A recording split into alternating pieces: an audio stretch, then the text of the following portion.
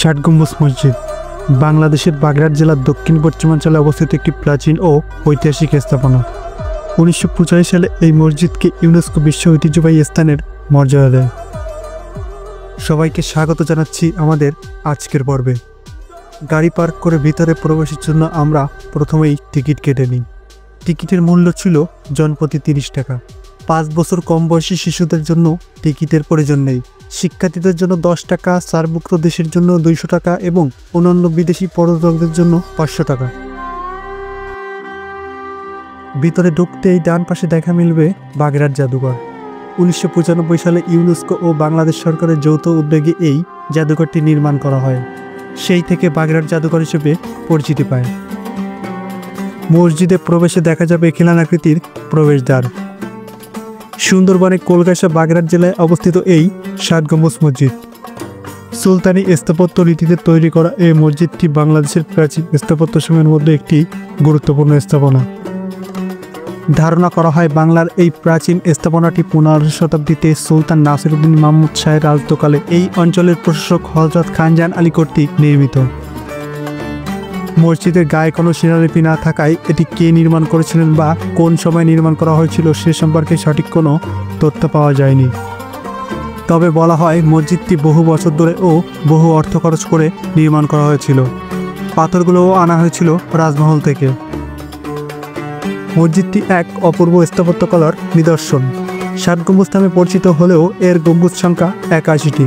7 লাইনে 11টি করে মোট 77টি এবং 4 কোণায় 4টি করে মোট 81টি গম্বুজ রয়েছে। এর অভ্যন্তরে 7টি স্তম্ভ থাকায় এবং কালের বিবর্তনে লোকমুখে 60 গম্বুজ বলতে বলতে এই মসজিদের নামকরণ করা হয় ষাট গম্বুজ মসজিদ। এছাড়া এটি ছিল খানজাহান আলীর দরবার হল, যা পরবর্তীতে মসজিদে রূপান্তরিত হয়। একতলা বিশিষ্ট এই মসজিদ নির্মাণে ব্যবহার করা হয় পাকা ইট, চুন সুরকি ও পাথর। এছাড়া বিভিন্ন স্থানে দেখা যায় টেরাকোটার অলঙ্কার। মসজিদের পূর্ব দেয়ালে রয়েছে 11টি দরজা এবং উত্তর ও দক্ষিণ পাশে রয়েছে 7টি করে দরজা।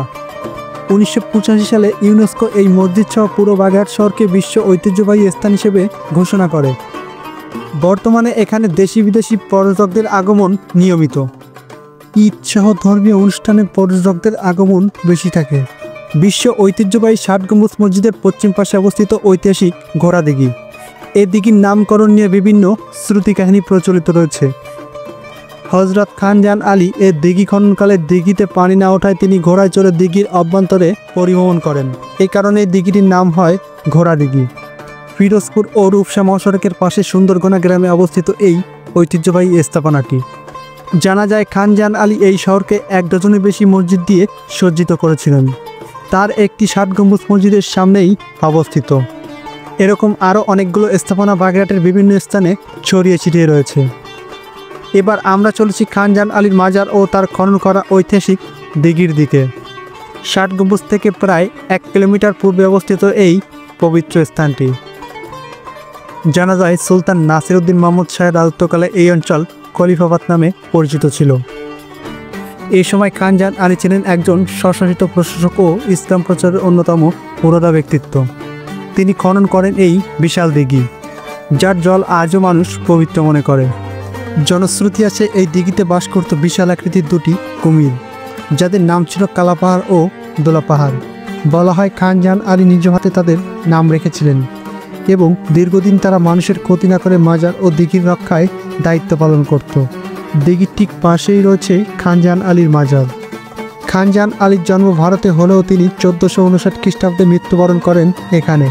চুন সুরকি ও পোড়ামাটির ইটের তৈরি মাজারের মূল কক্ষে রয়েছে পাথরের তৈরি একটি কবর, যা খানজাহান আলীর সমাধি। বাগেরহাটের এই ঐতিহাসিক স্থানগুলো আপনাদের কাছে কেমন লাগলো তা অবশ্যই কমেন্ট করে জানাবেন।